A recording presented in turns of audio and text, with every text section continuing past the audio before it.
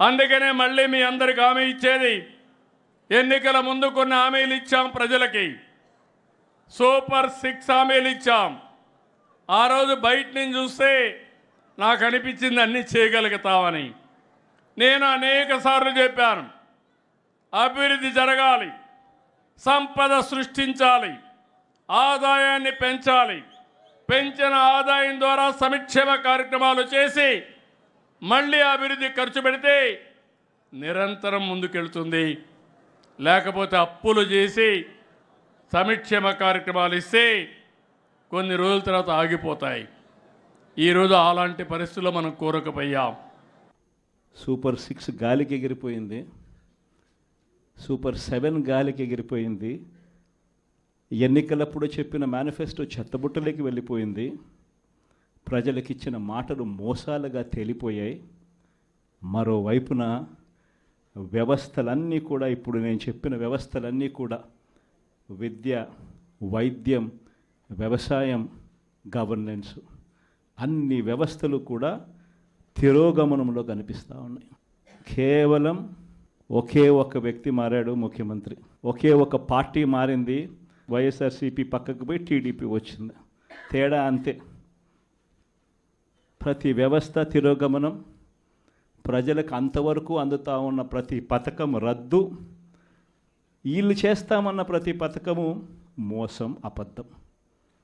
కేవలం 9 నెలల కాలంలోనే ఇవన్నీ మన కళ్ళ ఎదుటే ఇవాళ కనిపిస్తూ ఉన్న పరిస్థితులు. నేను అందుకనే చెప్తా ఉన్నా, ఈరోజు ఓడిపోయినా కూడా చెప్తా ఉన్నా, మనకి ఇంతకుముందు 50% ఓట్ షేర్ వచ్చింది.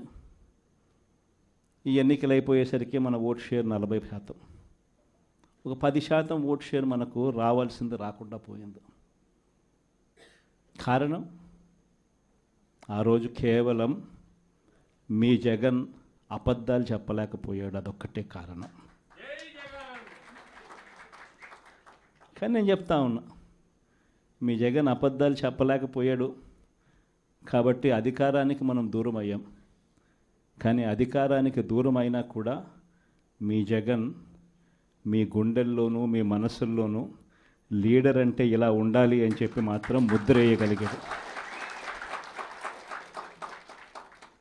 కారణం ఏమిటంటే, రాజకీయాల్లో ఉన్నప్పుడు విలువలు ఉండాలి. రాజకీయాల్లో ఉన్నప్పుడు విశ్వసనీయత అన్న పదానికి అర్థం తెలియాలి. ఈ జగన్, మీ జగన్ మరో 30 సంవత్సరాలు రాజకీయాల్లోనే ఉంటాడు. ఈరోజు తెలుగుదేశం పార్టీ కార్యకర్తలు, తెలుగుదేశం పార్టీ నాయకులు ఏ ఒక్కరూ కూడా ఏ ఇంటికి వెళ్ళే పరిస్థితి లేదు. వీళ్ళు గన ఇళ్ళకు పోవడం మొదలు పెడితే, వీళ్ళు గన ప్రజల్లో తిరగడం మొదలు పెడితే ఏమవుతుంది? ఆ ఇంట్లో నుంచి ఆ చిన్నపిల్లలు మొదలు పెడతారు. ఏమంటారు? ఈరోజు మీరు చేస్తూ ఉన్న ఈ తప్పుడు సాంప్రదాయం ఎంత దారుణమైన తప్పుడు సాంప్రదాయం అంటే, రేపొద్దున ఎవడన్నా ఎన్నికి కాండి, ప్రభుత్వంలో ఉన్న వాళ్ళు రేపొద్దున ఇదే పద్ధతిలో పోలీసులు పెడతారు, కిడ్నాపులు, ఇదే పరిస్థితులు ఎత్తుకొని పోవడాలు, ఇదే పరిస్థితిలో ఎవడన్నా ఏమన్నా గెలుసు, ఏమన్నా జరుగు, ఏమన్నా అయ్యి లాస్ట్కి ఏమో చైర్మన్లు ఏమో అధికారంలో ఉన్న పార్టీ వాళ్ళు చైర్మన్లు. ఇదే ప్రజాస్వామ్యం, ఇదే మనకు కావాల్సిన ప్రజాస్వామ్యం. అందరూ కూడా ఆలోచన చేయాలి. ఇలాంటి రాజ్యం పోవాలి, ప్రజాస్వామ్యం నిలబడాలి, మనలో వ్యక్తిత్వం అనేది పైకి రావాలి, విలువలు, విశ్వసనీయతతో కూడిన రాజకీయాలు మళ్ళీ ఎదగాలి.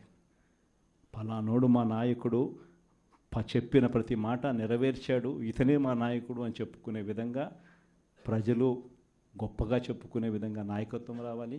కార్యకర్త కాలర్ ఎగరేసి చెప్పుకునే విధంగా నాయకత్వం పెరగాలి, ఎదగాలి. ఇది వైఎస్ఆర్ కాంగ్రెస్ పార్టీ ఐడియాలజీ. దీనికి కట్టుబడినాం. ప్రజలకు గొప్ప పాలన అందించాం. రాబోయే రోజుల్లో ఈసారి ప్రజలు మన పాలన చూశారు, చంద్రబాబు నాయుడు పాలన చూశారు.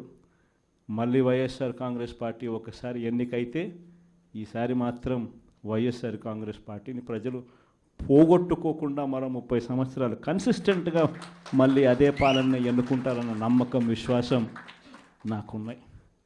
చంద్రబాబు నాయుడు లాంటి వ్యక్తులు అనే మాట బటన్ ఏముంది, ముసలావిడ కూడా నొక్కుతుంది బటన్లు అని చెప్పి ఇదే మాట చంద్రబాబు నాయుడు అన్నాడు. మరి ఇదే చంద్రబాబు నాయుడు ఎందుకు బటన్లు నొక్కలేకపోతా ఉన్నాడు అని చెప్పి ఇదే చంద్రబాబు నాయుడిని ఈరోజు గ్రామంలో ఉన్న ప్రతి ఇంట్లో ఉన్న వ్యక్తులు కూడా ఈరోజు అడుగుతూ ఉన్నారు.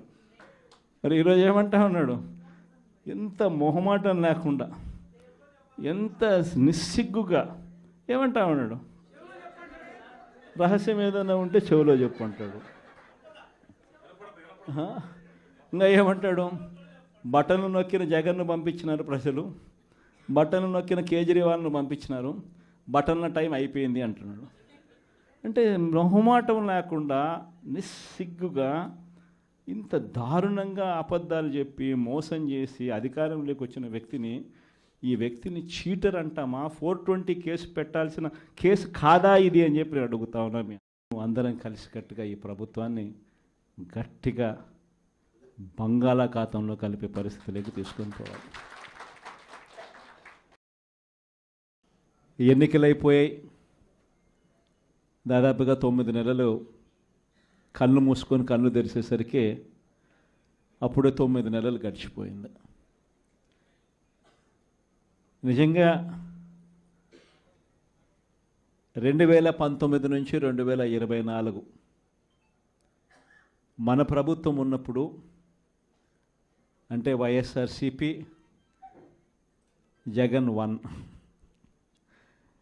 పరిపాలన ఉన్నప్పుడు మనమంతా కూడా ఆ 5 ఏళ్ళు చరిత్రలో ఎప్పుడు చూడని విధంగా, ఇంతకుముందు ఎప్పుడైనా ఇది సాధ్యమేనా అని అనుకునే పరిస్థితి నుంచి కాదు, లేదు ఇది సాధ్యం అవుతుంది అని చెప్పి చరిత్ర మార్చిన పాలన చూపించగలిగిన పాలన ఎక్కడైనా జరిగింది అని అంటే అది వైఎస్ఆర్ కాంగ్రెస్ పార్టీ పాలనలోనే మాత్రమే జరిగిందని చెప్తాను.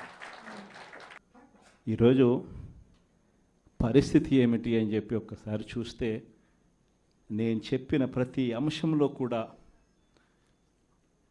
ఒకవైపున సూపర్ 6 గాలికి ఎగిరిపోయింది, సూపర్ 7 గాలికి ఎగిరిపోయింది, ఎన్నికలప్పుడు చెప్పిన మేనిఫెస్టో చెత్తబుట్టలోకి వెళ్ళిపోయింది, ప్రజలకు ఇచ్చిన మాటలు మోసాలుగా తేలిపోయాయి. మరోవైపున వ్యవస్థలన్నీ కూడా, ఇప్పుడు నేను చెప్పిన వ్యవస్థలన్నీ కూడా, విద్య, వైద్యం, వ్యవసాయం, గవర్నెన్స్, అన్ని వ్యవస్థలు కూడా తిరోగమనంలో కనిపిస్తూ ఉన్నాయి. కేవలం ఒకే ఒక వ్యక్తి మారాడు ముఖ్యమంత్రి, ఒకే ఒక పార్టీ మారింది, వైఎస్ఆర్సీపీ పక్కకు పోయి టీడీపీ వచ్చింది, తేడా అంతే. ప్రతి వ్యవస్థ తిరోగమనం, ప్రజలకు అంతవరకు అందుతూ ఉన్న ప్రతి పథకం రద్దు, వీళ్ళు చేస్తామన్న ప్రతి పథకము మోసం, అబద్ధం.